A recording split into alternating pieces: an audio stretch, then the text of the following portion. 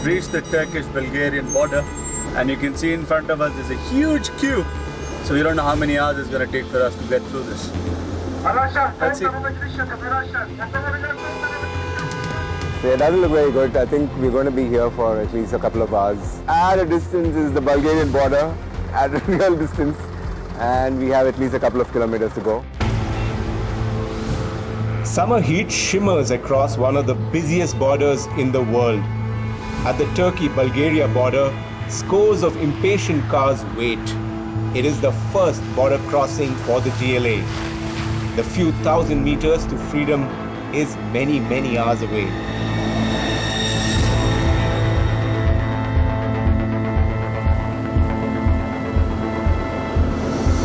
So we're finally out of the Turkey border post. Now it's time for Bulgaria. So let's see how many hours this one takes.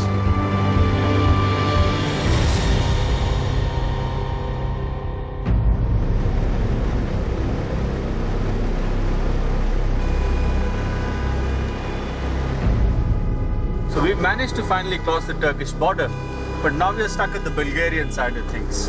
In total, we've been here for over 5 hours now, and along with us there have been a lot of other people, and they're beginning to get restless. It's hot, it's been very sunny throughout the day, and there are not much facilities around us. So in the background you can actually hear people honking away to glory, trying to pressurize the officers to let them into Europe. But being the second busiest border crossing in the world, I suppose that's how it works. You gotta take time out to cross this place.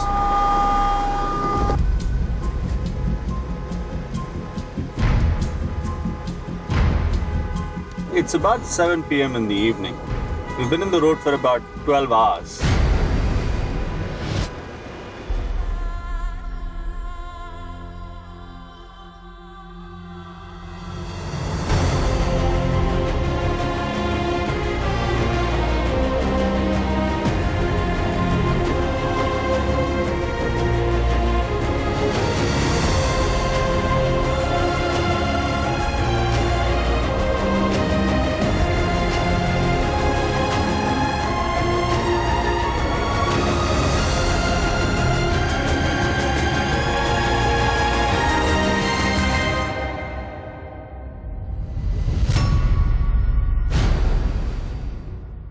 So that's Turkey, and finally, that's Bulgaria, and we're finally inside Bulgaria. An interesting day one. It's very interesting, a bit too long maybe, but that's okay. I mean, I think it'll be easier from now on. Every day we expect the next day to be the easy one. At one location, within possibly 3 kilometers is all the adventure that we had. We should be heading to Plovdiv. We started somewhere at noon, about 5 kilometers behind. It's nightfall, and That's true, and hopefully we'll get some dinner there.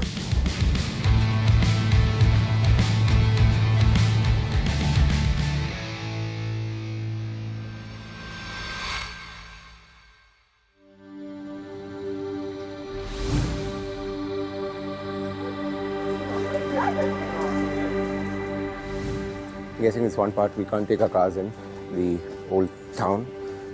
I think these are culturally protected. Yeah, it's a museum of history. Bulgarian national revival, so obviously they're taking care of the history and preserving these structures.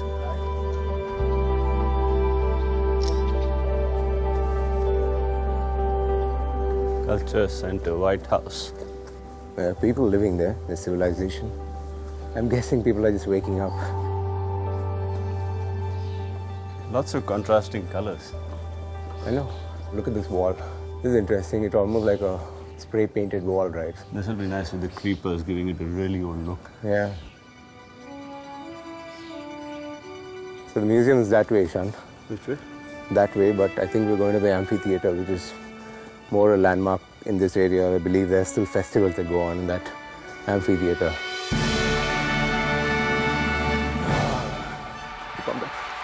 Are you fight me? Yeah, ready for the fight. Hercules is here! No! You see the crowd cheering me. I think you're going to lose it, brother. Yeah, let's see. The bones. It does look a little tricky. Don't be scared. I'm not scared. I mean, I'm just going to do this very, very slowly. These are hard marble, man, so... True. This was built by the Romans. There are lots of Roman remains across the city, but this is the biggest landmark in all of Plovdiv. But if you see the pillars around, Yep, very typical Roman architecture. no matter how good you build a theatre, nothing like an amphitheatre. Welcome the crowd today. I'm glad all of you turned out in great numbers today because the Great Overland Adventure is about this. We are all coming all the way from India. Thank you for joining us here on the Great Overland Show.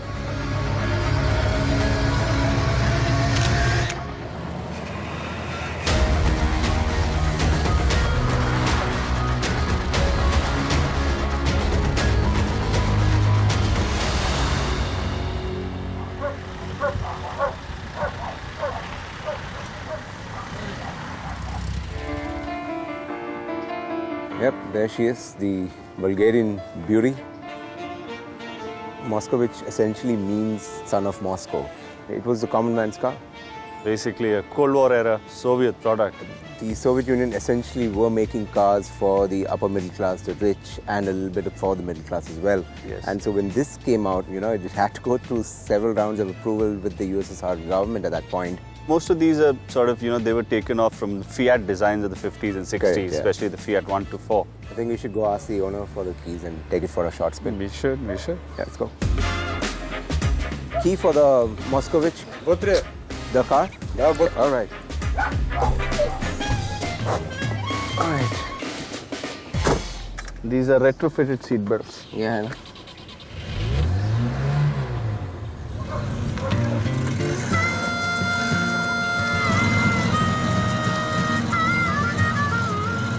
Extremely light steering. Perfect for city driving. These old cars are quite easy to drive. You just have to remember that the brakes don't work that well. And just take it easy, just take it slow, and they work absolutely fine. The suspension is not bad though. Very comfortable. Very interesting gear knob. It almost looks like a small aquarium. Well, I think the most interesting fact we discovered was the fact that it's named as the son of Moscow. Other than that, basically based on an old European design. Basic engines, basic interiors, 4 gears, and that's why these cars still work, because they're so simple to run.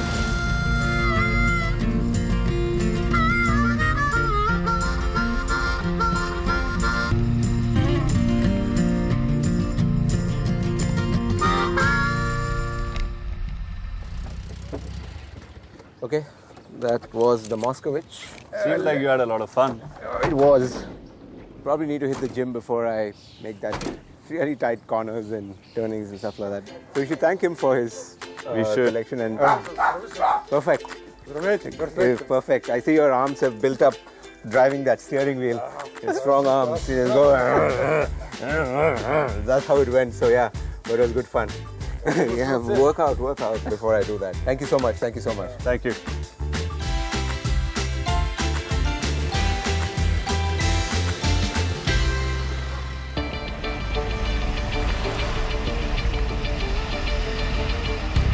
So day 5 of the Great Overland Adventure, and you guess what?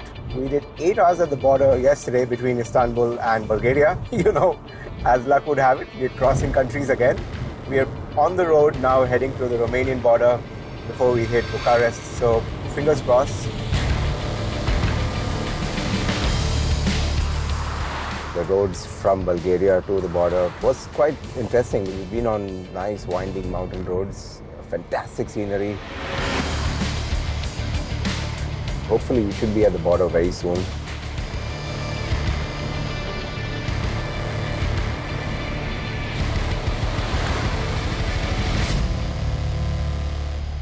So finally, after 3 hours of driving from Bulgaria, we're finally at the border. We're just about 500 meters away from the exit point, so not as crowded as yesterday. We've taken exactly 5 minutes to cross the Romanian border. Finally get to see a new country in daylight, and we are in the land of the Dracula, and that's the only real significant piece of history that I know of Romania. Lots and lots of green outfields, and I think I actually spotted someone playing cricket on one of these areas, and I think I'm going to see if there's a area in which I can actually take the car inside and see if they're actually playing cricket.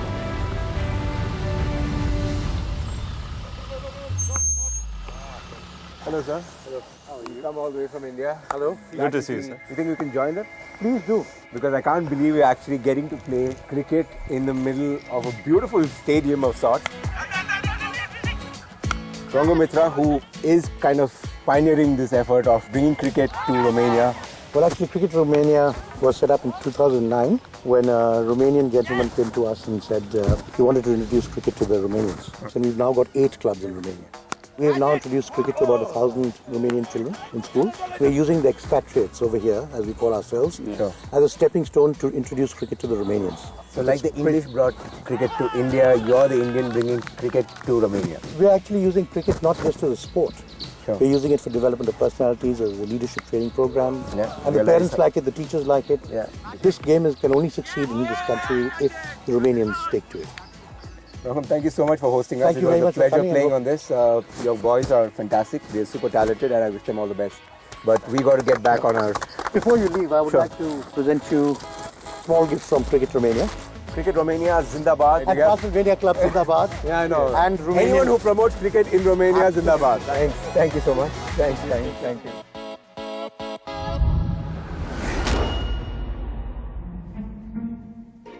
After that cricket match, we're going to go back in time a little bit. This is the collection by Ian Tiriac. He's got 152 cars. It looks like the spaceship of cars. I think we should go in and check it out. So let's start with these just Rolls Royces of one model air. That's the Phantom. And Mr. Tiriac owns every one version of the Phantom.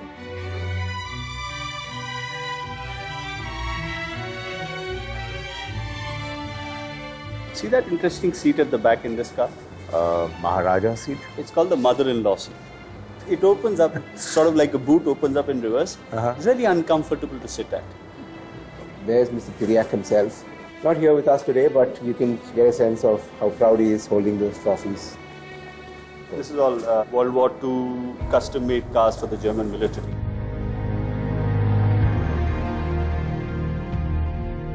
The yellow car, that's interesting. This was produced when Enzo Ferrari was still the boss running the company. And if you see, it says Dino.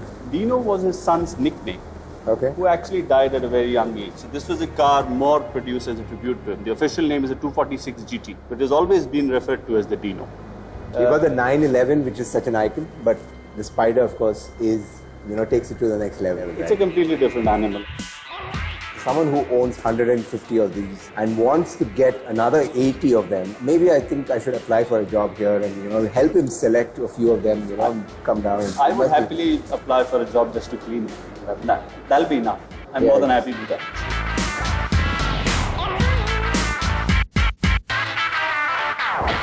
Other than the Rolls Royces, if you still like more British cars, here's one you'll recognize. The Jaguar XJ220. Very famous. Very futuristic for its time. This is the Aston Martin Lagonda. Very revolutionary for when it was launched. It does look outstanding even today. In the 70s, a very popular TV series in America called The Dukes of Hazzard. This was called The General. The car did a lot of stunts, had a lot of popularity. But to look at the really good American car design, you have to go back in history. And one of the finest examples ever is this early 60s Lincoln Continental. It's got a pure shape, straight lines, and it's got a timeless elegance. And for the petrol heads in you, it's got a 7,000cc V8 engine. This is a 1930s... No. Okay, I'm getting too excited. This is a 1937 Cord 812. It was the first car to feature flip headlights. I like a lot of the cars, and seriously, a lot of them. So I'm going to spend some more time here. Look at more cars. No, Ishan's not going to spend any more time here because he's going to spend a few years here after the adventure that we're going on. I'll have to come back very soon. Yeah, so just come, please. Just come now, just come.